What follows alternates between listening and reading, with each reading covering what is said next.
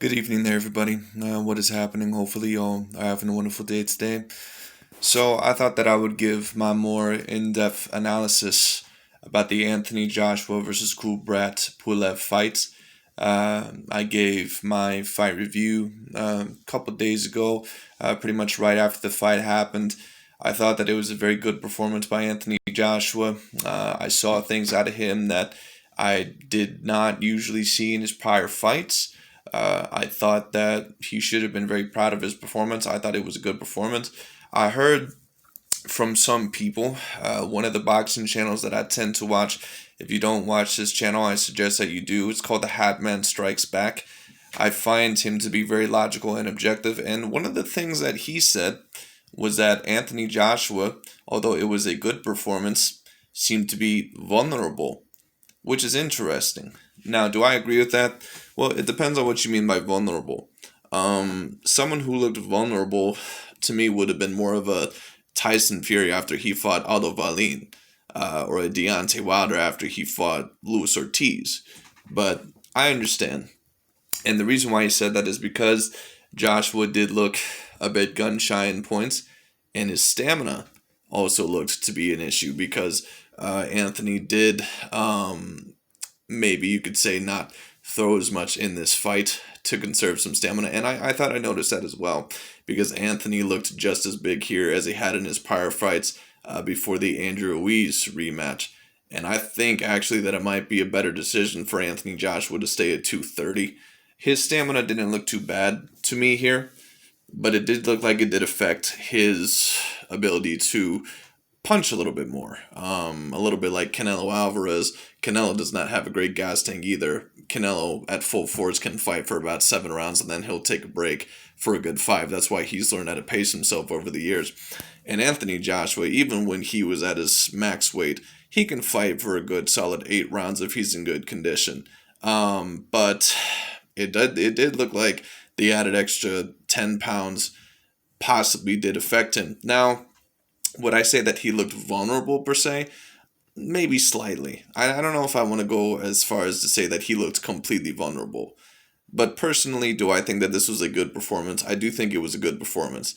Now, Kubrat, I made videos recently talking about Deontay Wilder and him, facing like top contenders at the time, but guys that in the near future wouldn't really be considered top 10 guys because to me, for you to be a consistent top 10 guy, you have to be consistently in there. For you to be a good opponent, you have to be consistently in the top 10. You have to consistently be there for at least a couple of years.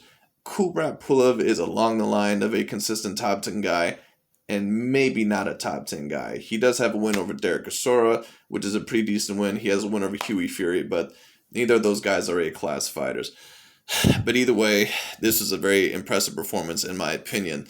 I would say that this performance, if I had to give it a letter grade, I would say either B. I would probably give it an A minus. And the reason why I would give it an A minus is because I'm not going to say that Anthony Joshua looked unstoppable in this fight, but I thought the jab was very key in this fight. He did what he needed to do with the jab. He was out jabbing Kubrat Pulev, who's a very good jabber the whole entire time. He was countering him decently well. One of the questions that I had about Anthony Joshua in this fight was, would he come back to form? Because Anthony Joshua, we didn't know if the Andrew Ruiz version of Anthony Joshua was going to come in this fight or the older version of Anthony Joshua. And we kind of got a mix between the two, which I'm glad. But there is one thing that does worry me about Anthony Joshua, especially from this performance. And he does have his faults. And let me tell you something. I've been rooting for Anthony Joshua for a while. I like the guy. I think that he's likable. I think that he is a great talent. So I've been rooting for this guy for quite a while. Now, once again, I make it a point that I'm not a fanboy of any of these fighters.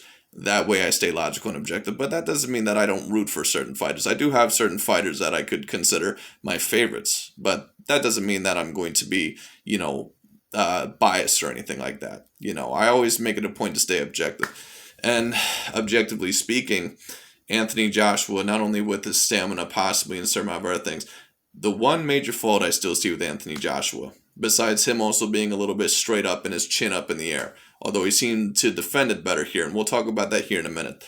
When Anthony Joshua is throwing combinations, there's, for those of you guys that know who Amir Khan is, if you remember the Danny Garcia fight, one thing Amir Khan does is that when he's throwing combinations, he doesn't always keep his hands up. Now, some people overall will be like, well, what are you talking about with combinations? You can't always keep your hands up. It's important to, when you're throwing combinations, to sometimes keep the phone up, or at least, keep one hand up at a time. And sometimes when Anthony Joshua is on the inside, he'll throw his combinations and neither of his hands are up. And sometimes his hands are not up enough. Now, they were decently up when he was fighting at a distance with Kubrat Pulev. And one improvement that I did notice with Anthony Joshua is that he was holding his right up this time. He was keeping that right hand up the whole entire time pretty much, because Anthony Joshua usually is very vulnerable to left hooks. I don't think I remember him getting hit maybe with one left hook in this fight, but nothing overly too flush. Anthony Joshua, when you took a look at the Alexander Povetkin fight and the Andrew Ruiz fight and, maybe even a couple of others, and the Dillian White fight as well, Anthony has been hit with a multitude of left hooks. And I thought that his defense, especially against the left, was very decent in this fight. And let me tell you something as well, because a lot of people have compared Anthony Joshua to Frank Bruno in the past. You can tell, if you know what you're watching, Anthony Joshua is no Frank Bruno. Anthony Joshua has 3 or 4 belts around his waist. Anthony Joshua is the real deal when it comes down to the overall. What I am going to say is this. In the past, he has seemed a little bit robot-esque, not the best head movement, a little bit of slow footwork, yada, yada, yada. He didn't look as fast in this fight as he did in his last fight against Andrew Ruiz in the rematch, but he still looked pretty decently fast. And on top of that, the power was there. And the thing that I really liked about Anthony Joshua in this fight, was his head movement was pretty damn good. And that's not usually something that you can always say in an Anthony Joshua fight. When I took a look at the Alexander Povetkin fight not too long ago, that fight was a lot more competitive than I remember. And Anthony was getting hit by way too many shots. Now, Kubrat Pulev is around Anthony Joshua's size in terms of height and reach, so maybe that's just what it was. Anthony is not usually a guy that's extremely uncomfortable with people his own size like a Deontay Wilder. He's more uncomfortable, and I say that because Deontay is uncomfortable with those types of fighters, just to let you know, just to clarify. Anthony Joshua is more uncomfortable with the fighters that are shorter than him, have shorter reaches, and are the speedy little fighters that can get on the inside. He has to keep them off with his jab more, which he did very well in the Andrew Ruiz rematch. So hopefully he learns from that. And I think he did learn from that, because I saw excellent fades from Anthony Joshua. He backed up well. He established distance well. He didn't really get hit with a lot of flush shots in this fight. And a certain amount of people are saying that they weren't impressed and all that stuff. Well, maybe it's because they thought Kubrat Pulev was a bum and all that stuff. Kubrat Pulev, to me, is a decent fighter. He's a top 10 guy to top 15 guy, whichever one you want to argue. That's fine. I don't have a problem with it. Kubrat Pulev, to me, is not necessarily an A-class fighter, but he is tricky enough overall to where if you do dominate him, that's a very good performance, because he does have at least a couple of okay wins. I know a couple of the people on his resume. So it is what it is. And he's decently fast. He has a decent jab. He can box a little bit. But at the same time, I also did say that I've never been overly impressed with him, because I do think that he is somewhat of a regular European style type of fighter, which he is. But at the same time, he does have a couple of tricks up his sleeve. Bottom line is this, when it comes down to the overall, the way Anthony Joshua was able to hurt Kubrat Pulev, dominate him, completely outbox him, I was thoroughly impressed. Am I saying that this is the best performance in his career? It's up there, and a certain amount of people might disagree. A certain amount of people maybe were not impressed. A certain amount of people might say, well, I wasn't impressed because he should have knocked this dude out within 2 rounds and all this other stuff. Well, from the Andrew Ruiz fights, you got to think of it like this. This man was completely dominated and got his ass kicked against Andrew Ruiz in the first fight. And then he came in the rematch, he faced him again, he had to outpoint him. Anthony Joshua is still trying to figure out what is best for his style right now. He's trying to figure out, okay, what is my new identity as a fighter? How can I be technical, but also, put on a show? Something like that. So Anthony Joshua, I think, is doing the best that he could. And to be quite honest with you, if he performed like this for the rest of his career, that would be ideal, in my opinion. Except against Tyson Fury, if that fight happens next, which I think it'll happen in 2021, we'll just have to see. And we'll also see what happens with the possibility of Tyson Fury versus Deontay Wilder 3. We'll see what happens there. But when it comes down to it, Anthony is going to have to pressure Tyson Fury a little bit more. And if he faces Deontay Wilder later on down the line, he's also probably going to have to be a little bit more offensive against Deontay Wilder. Although he might be able to get away with being defensive against Deontay Wilder, I don't think he's going to be able to get away with it against Tyson Fury. He's going to have to pressure Tyson Fury a little bit because Tyson cannot box Anthony Joshua, especially if they're both fighting defensive and defensive. Although Anthony Joshua, I do personally believe, will be the best boxer that Tyson Fury has ever faced. Debatably. Some would say Vladimir Klitschko. But when you talk about talent, I would debate that Anthony Joshua is the most talented fighter that Tyson Fury has ever fought. Because, and a lot of people are going to disagree with me here. Please don't throw your torches and pitchforks at me for saying this. But in my opinion, Anthony Joshua has a little bit more skill up his sleeve than Vladimir Klitschko did.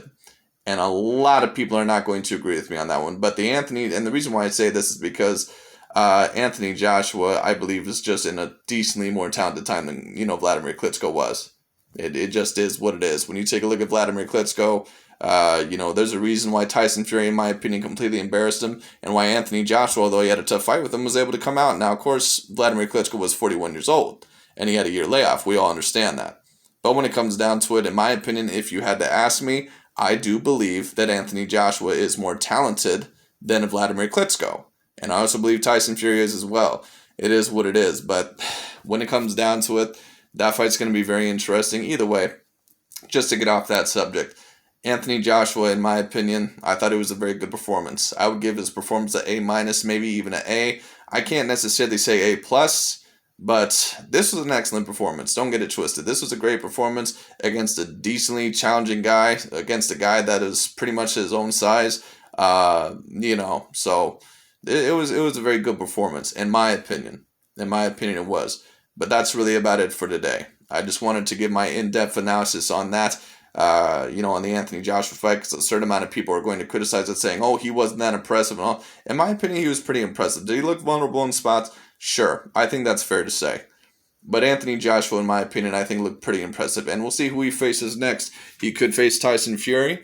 If that fight doesn't happen, maybe he could face Luis Ortiz. Possibility of an Andy Ruiz third match, although I don't see that one happening. Maybe a Dillian White, Alexander Povetkin rematch. Whoever wins that match in the rematch, the options are wide open. But I really hope that we, see an Anthony Joshua versus Tyson Fury unification fight. And if you're asking me who I think would win that fight, most likely Tyson Fury. But I think that's a very interesting matchup. I'm more excited for that one than I am for, say, a Deontay Wilder and Tyson Fury third match. So it is what it is. Anyway, that's really about it. I just thought that I would go more in-depth on that, ladies and gentlemen. Thank you so much for watching, and I'll talk to y'all later. And let me know what you guys thought on it.